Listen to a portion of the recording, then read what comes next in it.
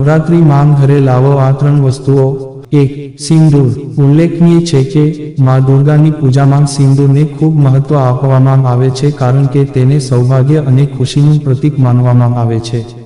આવી સ્થિતિમાં જ્યારે તમે માને સિંદૂર ચઢાવો છો ત્યારે તમને દેવીની કૃપા પ્રાપ્ત થાય છે. એવું કહેવાય છે કે શારદીય નવરાત્રિ માં ઘરમાં સિંદૂર લાવવું જોઈએ. 2. માની ચૂંદડી. જ્યારે તમે અંબે માની પૂજા કરો છો ત્યારે ક્યારેય ચૂંદડી પહેરાવવાનું ભૂલશો નહીં કારણ કે માતા ચૂંદડીને ખૂબ પ્રેમ કરે છે અને તે દેવીનું પ્રતીક પણ માનવામાં આવે છે. એવું કહેવાય છે કે ચૂંદડી લાવીને માને અર્પણ કરવાથી તેમની કૃપા હંમેશા તમારા પર બની રહે છે અને ઘરમાં સુખ, શાંતિ અને સમૃદ્ધિ આવે છે. 3. શંખ. શંખને હિન્દુ ધર્મમાં પવિત્ર માનવામાં આવે છે અને તેનો ઉપયોગ પૂજા અથવા ધાર્મિક વિધિ દરમિયાન થાય છે.